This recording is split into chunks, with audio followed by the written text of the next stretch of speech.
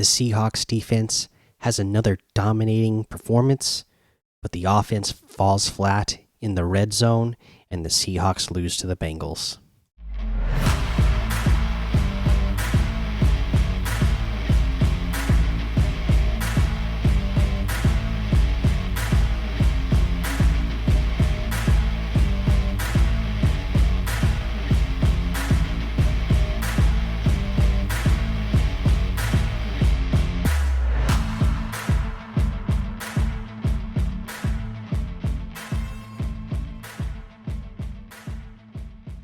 Welcome back to another episode of the Seattle Sports Show. I'm your host, Mikey, and today we are doing our Seattle post-game show.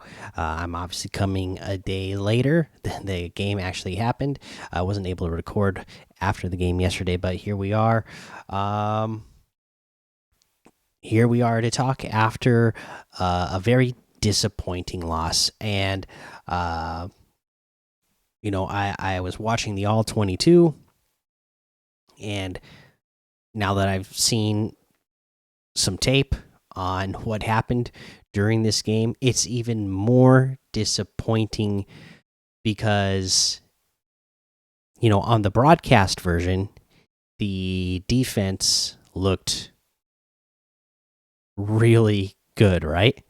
Well, you watch the All 22, and this defense was not just really good, they were great. They were amazing. They were elite. So it's just really disappointing that sort of performance got wasted because the offense could not get the job done at the end of the day.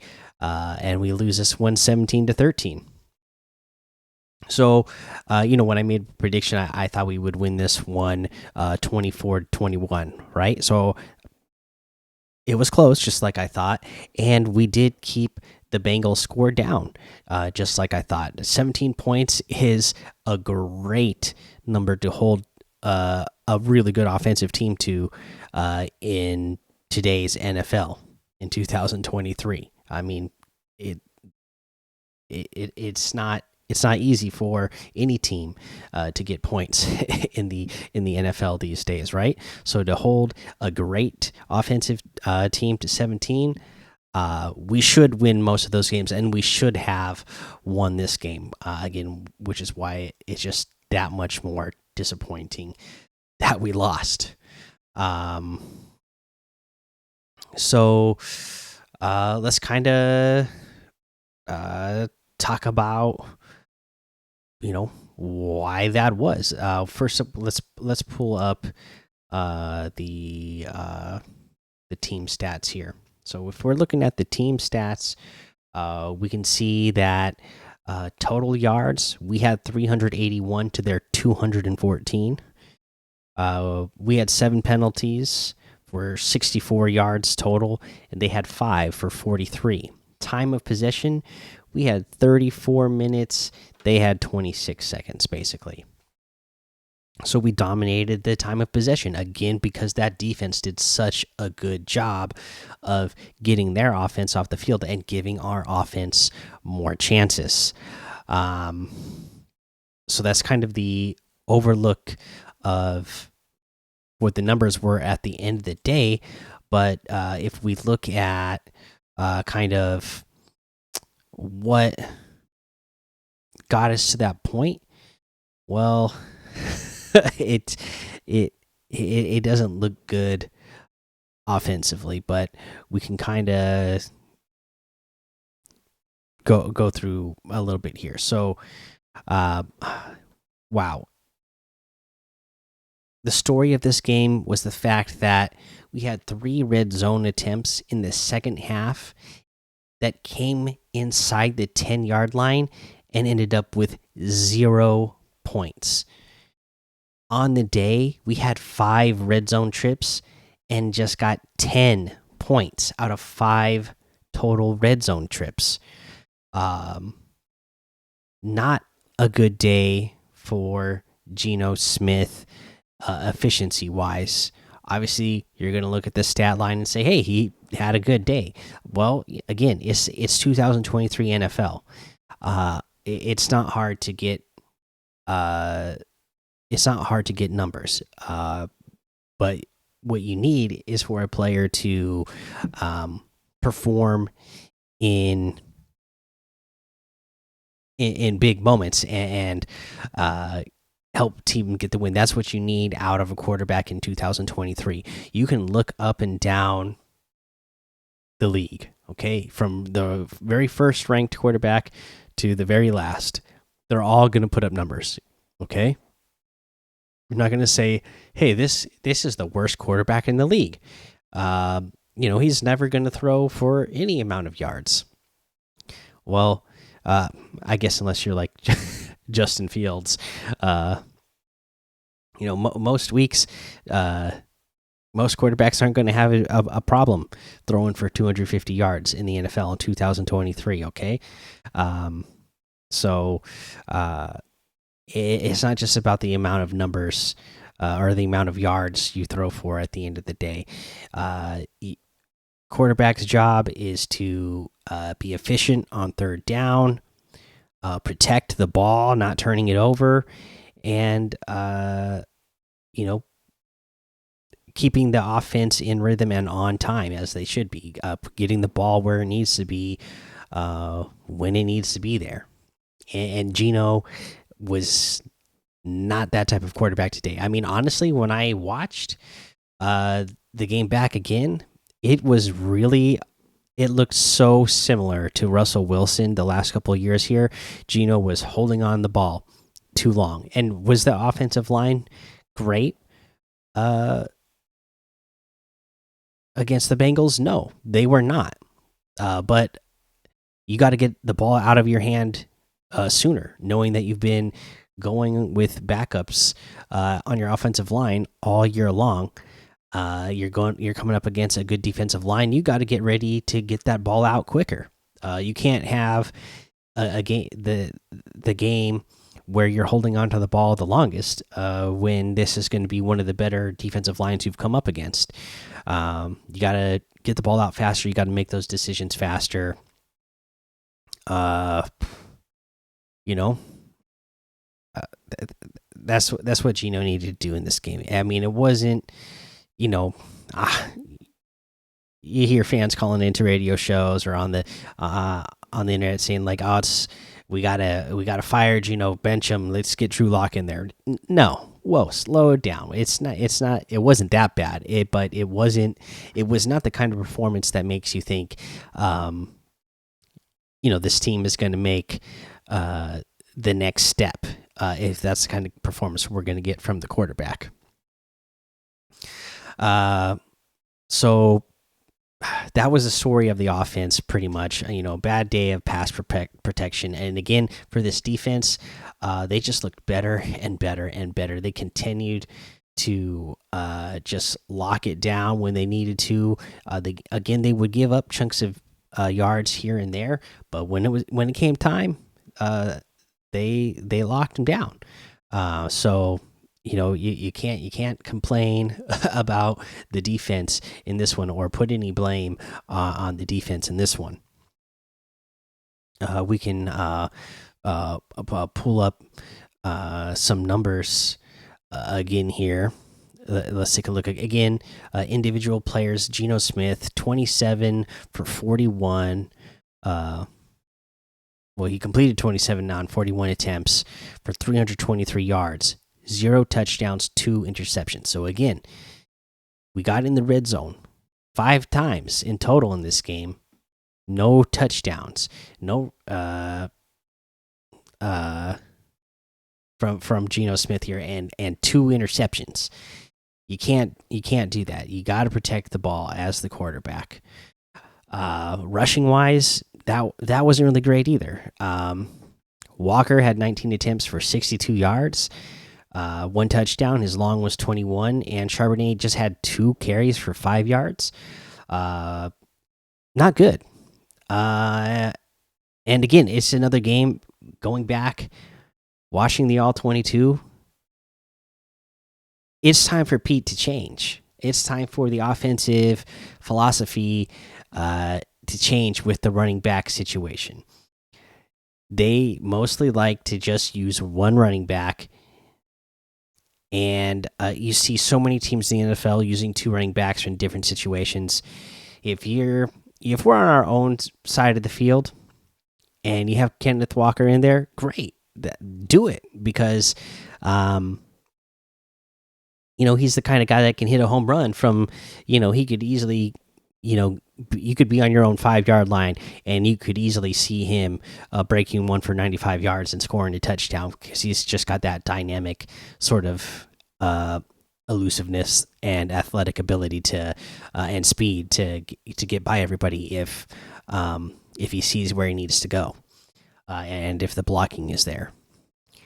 But if it's third down and short, if you're in the red zone, get Charbonnet in there. 19 attempts. Walker's not the kind of guy. I don't see him being the type of workhorse where you're going to want to have him carry the ball 22, 25 times a game. Let's bring it down. Let's get Charbonnet sprinkled in there more. Walker, if you want to get him around, 13 to 15 carries a game, and that means you're getting Charbonnet 7 or 8 more carries a game in situations where you're on third down, just third down in general. In fact, if it's third down and medium, third down long, third and short, I want to see Charbonnet in there. He's so much better at exploding through the hole and getting those short yards. When he again, we could see how explosive Walker can be on passing plays, right? When he's in the open field. But again, on third down, you're not getting that type of situation. You're getting defenses that are clamping down a little bit more. And Charbonnet just does a better job of planting his foot in the ground and going forward and getting those yards and running through a player to get yards, even if it means you're just falling forward another 3 or 4 yards, is better than just getting stopped in your tracks or losing a yard or two in those situations.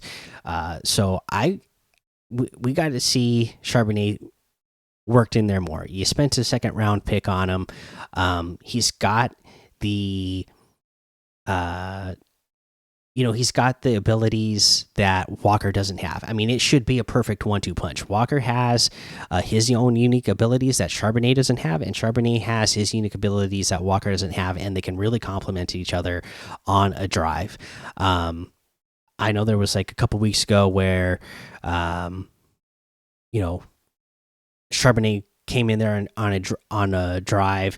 He got most of the yards, and then Walker came in for a touchdown. And then so on the next drive, again, Charbonnet did most of the work, and Walker specifically told them, "Oh, keep Charbonnet in there because I don't want to take a touchdown away from him again. I want him to get a chance to get his touchdown." And then that was the play that they threw that 5-yard touchdown to Bobo a few weeks ago. I honestly, I don't care about that. I don't want to see that. I want to see it mixed in. I don't want to see one running back for the drive. Mix them up, get them both in there, and take advantage of their abilities based on the situation that you're in. So hopefully that is something that we could see a little bit more creativity with the offense. There's some other things, but we'll get to that in a little bit. Receiving wise, Lockett had a good day, of course. Just always solid. 6 receptions, 94 yards. He had a 36 long. DK Metcalf, 4 receptions, 69 yards. His long was 30. JSN, 4 receptions for 48 yards, a long of 18. Bobo, 2 receptions, 43 yards, a long of 23. And man, again, just a great day for Bobo. Just the 2 receptions, but both of them he made them count. He had the 1 reception, again, the one that was a 23-yard long, where he caught it, he started running, and he took defenders with him to gain all those extra yards. And then the catch where he just got totally blown up. Man, that was so tough of him to hold on to that ball. That is not easy to do, taking the kind of hit he did. So that was good to see. I know they did pull him out of the game for concussion protocol. Don't have any more update or information on what's going on with that, but hopefully he's going to be okay and recover, and we'll be able to play in our next game. The tight ends didn't get worked in as much in this game. Parkinson had 3 receptions, Fant had 1, Disley had 1, but not much yardage to talk about. I noticed because we had Charles Cross back, it did seem like they were trying to work in 3 and 4 wide receiver sets more often. But with the whole right side of the offensive line being down, it just did not work out. It seemed like maybe we still should have went another week of loading up tight ends, whether it's 2 or 3 over on that side to help those guys get some blocking done, because as we said and as we know, the offensive line, having all those backups in there, it kind of finally caught up with him this week. So again, great numbers offensively, but the context of knowing that all of this happened, and all these numbers got put up, from the 20 to 20, and then once you're inside the 20 you couldn't get any points. That's again really disappointing to know that. Well, actually, you had a great day offensively, but you couldn't finish, and that's the most important thing, is finishing and putting points on the board. Let's take a look at their numbers. For them, Joe Burrow, he was held to 24 completions on 35 attempts for just 185 yards, 2 touchdowns, and an interception. My goodness, you're holding again. He's been injured most this year. Obviously, last week he looked like he was to his old self, and this week he didn't look like he had any injury issues bothering him. So to hold him to 185 yards, get an interception off of him, yeah, that's great. Like I said, because even the worst quarterbacks in the league, most of them are still throwing over 200 yards like a game. Like, it's not hard for them to do that in 2023 in the NFL. So to hold somebody to that little, especially maybe when healthy, probably the second best quarterback in the league, then yeah, that's that's pretty amazing. And then rushing wise, yes, Joe Mixon, 12 attempts for 38 yards. His long was 5. Yes. This rush defense just continues to show that it's not a fluke. They really did improve that much this year. It made a huge difference to sign Jaron Reed back. It didn't show up that much in the first game, but since then, Draymond Jones has shown why he was signed to the kind of contract he got to come here to Seattle. And again, those guys, they're not going to show up in the stat line, okay, guys? Defensive tackles, they don't get actual tackles, okay? If you look in the 2022 stat line, there's like 1 defensive lineman in the top 100. Okay, the top 100 for most tackles in the NFL last year. That's not the job of defensive linemen. When they get it, that's the bonus. That's when they're getting sacks and tackles for losses. That's what they get the big money for. Obviously, we saw that from Draymond Jones today. But the biggest part of their job is to eat up blockers so that your linebackers, like Bobby Wagner, can look like Hall of Famers, even at the age that Bobby Wagner is at and how many years he's been in the NFL. So, great job by this defensive line. All 4 defensive linemen getting the job done against the run game. Let's see here. Reception wise, Jamar Chase, 6 receptions for 80 yards. 31-yard was his long. Wow, right? I mean, Jamar Chase again, 80 yards. It sounds like a lot. Again, when healthy, maybe the number one or number two best receiver in the NFL. You hold him to 80 yards, and they're using him across the field. They obviously were, um, they're a little bit afraid lining Jamar Chase up against Reek Woolen. They're a little bit afraid of lining him up against Witherspoon, or on every play. So they kind of moved him around. We saw him covered by multiple cornerbacks, and they all did a good job against him. I mean, he only had 2 targets when going up against Witherspoon, and 2 targets, no receptions. Pass blocked, deflections by Witherspoon. Again, this is your rookie going up against, again, the number 1 or number 2 receiver in the NFL, and totally showing up at the moment, and showing that it looked like and it wasn't just like again, if you watch the tape, it wasn't that he just wow, he made it there and he did a good job. No, he dominated the times that he was covering Chase. Chase didn't really have a chance. It's really amazing how good he's already playing. And again, I think when Pete Carroll compared him to Troy Polamalu, he's not wrong in so many ways. Again, the way he hits big, but then for a corner to have that sort of instincts that you would expect from a safety, it's a sight to behold. It's really amazing. I mean, we're gonna be happy for many years that they made that pick, and that he's a Seahawk.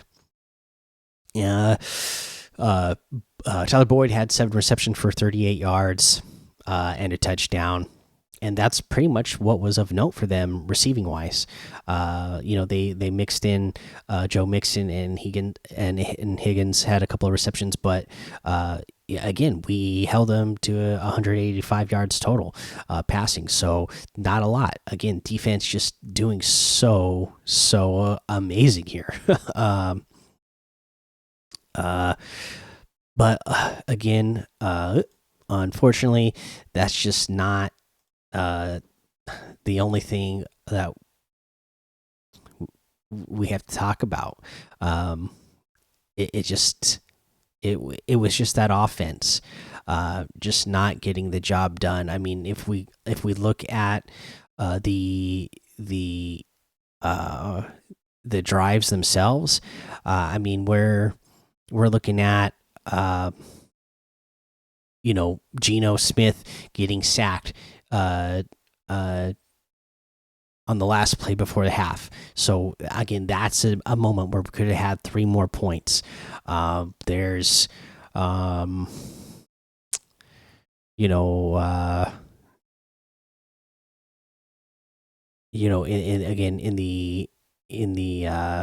the second half, going for it on 4th down, sacked. When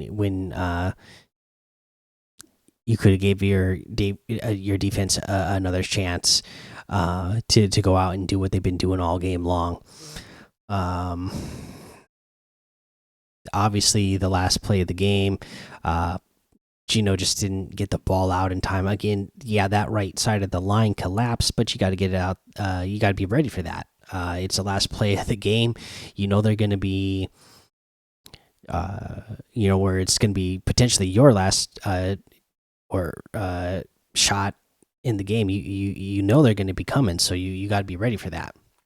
And he wasn't. So that was very costly. And just throughout the game, again, watching the tape, it was very costly. Again, just looking so similar to what we had a couple years ago, where we're holding on to the ball too long, and then to not find open receivers. There's multiple plays, and we saw DK Metcalf get frustrated in this game because there were multiple plays where he was wide open, and for some reason Gino didn't find him. There's at least two, if I can remember.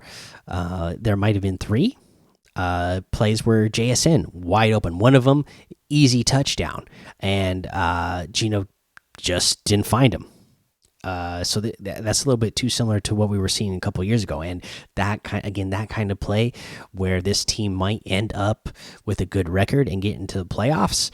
That's not the kind of play that's going to get you wins in the playoffs and get you to a Super Bowl. There's a lot of talent on this team, so you can't waste those opportunities. Otherwise, you get what we got yesterday, right? Where you're handed a loss because you missed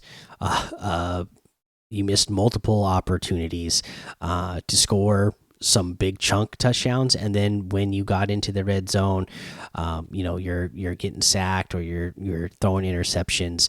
That interception that he threw that was intended for JSN, I mean, that was covered all the way. So I don't know what he was seeing there. Not the best day for Gino, as we've mentioned. Yeah. I just don't know what else to say about that offense there. I'm more pumped up. I just want to keep talking about this defense, because that level of defense is the kind of defense that is going to keep this team in most games and help us get the kind of record to get into the playoffs. Now, the offense, I should say, again, the stats weren't bad. They just have to figure out how to finish, so that they can put up points to complement what that defense is doing. They need some better creativity in the red zone. I guess I should keep talking about the offense here because that was the biggest issue. We'll praise the defense some more in a second. Okay, again, 5 red zone trips, and they all looked bad. I do not know what the play calling was in the red zone that we had. It just was not creative at all. I cannot, for the life of me, understand why we have so many weapons on this team. Why are all the routes being run into the end zone? You're just clogging up the end zone, and that does make it harder for a quarterback to find an open receiver because there's less field to work with. So all the defenders are there. There's less space to work with. Why are on every attempt are the receivers all going to the end zone? We have so many playmakers, and again, this is 2023 NFL. You can work the middle of the field short and open up lanes to run after the catch. And we have the weapons to do it. We have a Lockett. We have a JSN. We have tight ends that are great at working the middle field. Those guys, they would create more space for whoever you have on that outside. DK Metcalf, Lockett. You're working a couple of tight ends and JSN short in the middle of the field. Make the defense work at different levels. So they're not all on the same level, and you can have multiple defenders who are easily on. They're all on the same level and can easily get over to help in coverage. Okay, you gotta do them a better job of spreading them out. At different levels on the defense, so that you're opening up more spots in the zone. You're opening up more running lanes for your again weapons to potentially catch and then run into the end zone. they don't just because you're in the red zone doesn't mean every play needs to be called where all of your receivers are running to the end zone. Some of them are just great athletes that uh, can dump the ball down to 2 or 3 yards in front of you and then let them try to make a play, or let them try to run somebody over. You got all kinds of weapons that have, again, all sorts of unique abilities that could help you in that situation. So just sending receivers down to run across the back of the end zone or just run fade routes, it wasn't creative. It wasn't creative. And that's how you end up with 13 points on the day, even though you had 5 red zone trips. I mean, think about it. If you get in the red zone 5 times and you kicked 5 field goals all 5 times, that's 15 points right there. So to come away with only 13 points in total on the day with those 5 red zone trips, that's like really bad. Again, not good play calling, not good decisions in those situations. I guess now I have said what I wanted to say about the offense. So let's go praise that defense. Okay. Let's really talk about how good this team was tackling. You saw Jamal Adams come in here flying around. When he comes in for the tackle, that person is not getting away. He's hitting them hard, and he's locking them up and taking them down. They're no arm tackles with Jamal Adams that people are just like going to be running through. Witherspoon, again, great coverage, making his presence known early. And again, that was the other, again, Clint Hurt. Give this man praise. Our defensive coordinator needs praise for the creativity that he had as a play caller on the defensive side of the ball, because again, all the weapons that we have, Jamal Adams coming in to get pressure, Witherspoon coming in to help get pressure, lining them up in different parts of the field. It was just amazing play calling and creativity on how you're using your unique athletes within this scheme. Okay, so it's you can have the greatest scheme in the world, but you got to have the athletes, right? And then when you do have the elite athletes, putting them in the spots that they need to be, and then using them in unique ways that that they have the abilities to do, especially with the Jamal Adams and Witherspoon, that can help stop the run, that can also help bring pressure on pass plays. Wow. And they did all that. So if we keep seeing that sort of play calling going forward, it's going to be an exciting brand of football to watch defensively for the Seahawks. As fans, it should be a lot of fun. I mean, again, Draymond Jones coming up with a big sack in this game, and then if we look at their scoring drives, they scored a touchdown first quarter. They scored a touchdown second quarter. Rest of the game, a field goal, and that was it.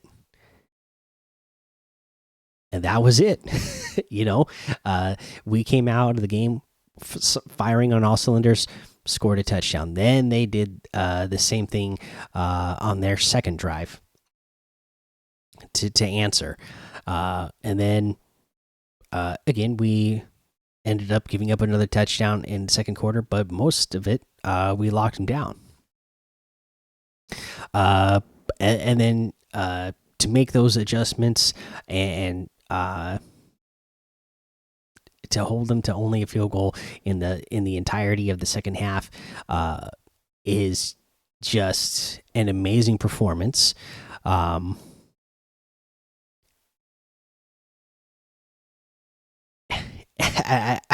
trying to find ways to not say more about how bad the offense was. So let's just keep finding ways to praise um the defense here. Um, let's see. Um, who else had had a good game here defensively that I should mention? Um, oh, Trey Brown, obviously. We got to mention big play Trey, right? I mean, they were trying to pick him on him a little bit. Lining Jamar Chase up against him. Again, a couple of his big receptions came against Trey Brown, but Trey Brown ended up getting that interception. And one of those plays is what I think is offensive pass interference. Now, I say I think it is because, again, watching the NFL this year, I mean, I don't know if they changed offensive pass interference, and Seattle Seahawks have been a benefit of this as well.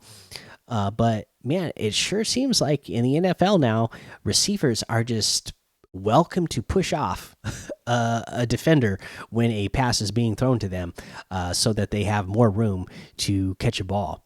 And that's certainly what looked like Jamar Chase's biggest reception, which was that what was his long? It was like a 31-yard or let's see here. Yeah, his 31-yard reception. Certainly looked like he definitely pushed off of a Brown there. And could have easily been called an offensive pass interference. But even with that, holding him to 80 yards and then Trey Brown getting that interception off of him, again, just seeing them all together, you're getting Adams, Witherspoon, Woolen, Brown, Diggs, getting them all together on the field. That, oh my gosh, that is going to be an amazing backfield.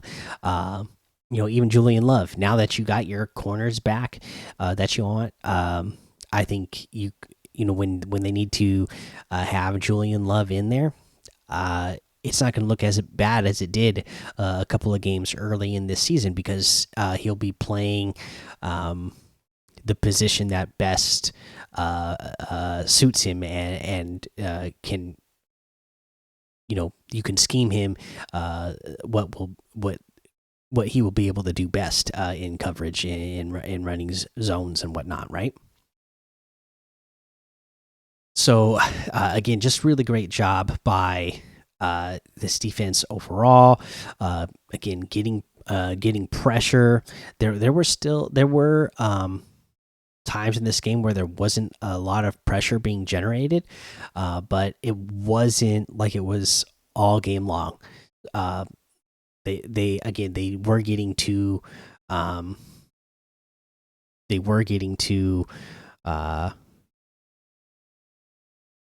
Joe Burrow here and there. I mean, let's take a look. I mean, Draymond Jones had a sack, Boyo Mafe had a sack, Jaron Reed had a sack. That's the kind of play that you're going to be happy with. Multiple sacks like that in a game. You're going to be happy with that every time. Getting the pressure that we got. Again, not every play, but it was consistent throughout the game. That's the kind of play that you're going to be happy with all year long. So I think, I guess I've said basically what I needed to say about this game. So to sum it all up, I think even though we ended up losing this game, there's a lot to look forward to from this team. You sure would have liked to get this win because that would have put you with the same record as the 49ers, right? Since they ended up losing their game. I saw somebody, somebody in the media mention that they felt like the uh, the the loss stung even more because the 49ers lost.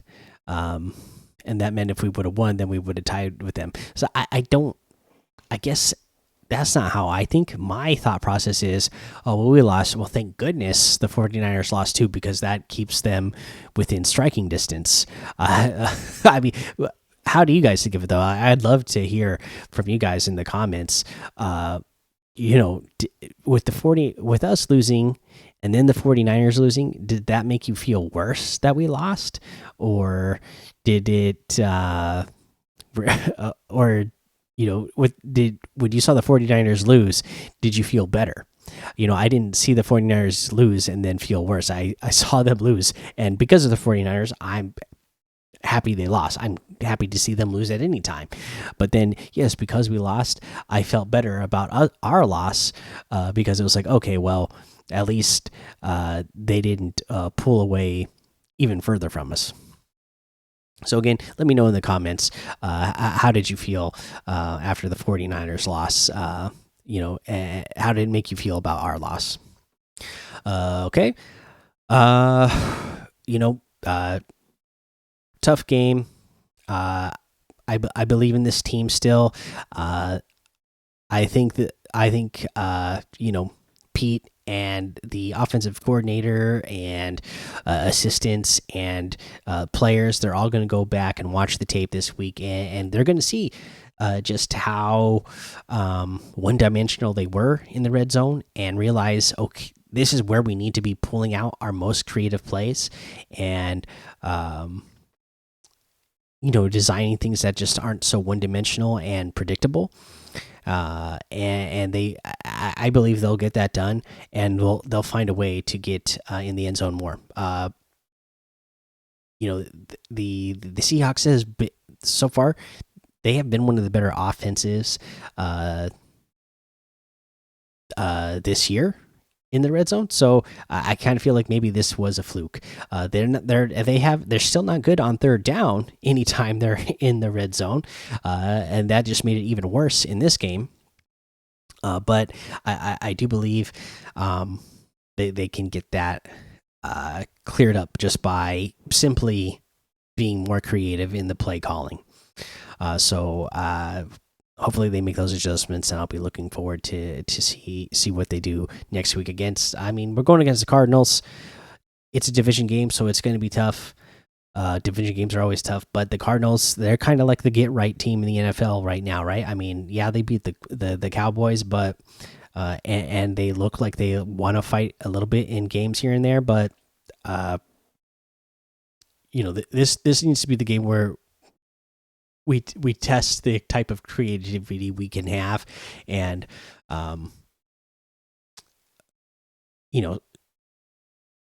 this is a good team to test stuff out. Test stuff out on is what I'm basically saying, is that you throw in some creativity against the Cardinals, and it should be an easy win. So we'll see. Let me know how you're feeling about our next matchup against the Cardinals. You think we're gonna pick up a win against them? And that's gonna be the episode. Again, I should mention I just hit a little milestone. I'm not gonna talk about numbers exactly on here, but I just hit a little milestone for the podcast, so I really appreciate that, and hope that you all keep listening and tuning in here. And because I can see how many of you are listening, I also know how many of you these days these places are very good at getting creators their statistics. So I know how many of you are listening or watching, but then not following or subscribing or whatever you need to do on whatever platform podcast that you're listening on. So I'd love if you actually hit that subscribe button, if you're on Apple Podcast, if you're on Spotify, if you're hitting the follow button, or if you're on something else, if you're hitting that button that is going to get this podcast automatically in your feed when the episode comes out. I really appreciate that. You hit the like button if you're watching on YouTube, or hit the subscribe button there on YouTube. Really appreciate that. Again, if you're listening on a podcast platform, leave a review. And a rating. That stuff also helps the show get found even more and builds community. And speaking of community, again, like I said, I did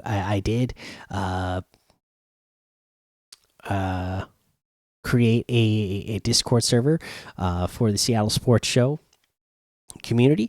And I'm hoping some of you guys are going to join it. I mentioned it here. Nobody's joined yet, but I sure would love for some of you guys to join and, build this community. I mean, to me, that's what sports is about, is community. And it sure would be great to celebrate all those wins together, or losses like this, tough losses like this, get together and, kind of comfort each other in those moments and let each other know, hey, that was tough. Let's vent about it, but it's going to be all right. All right, so I love if you guys can do all those things.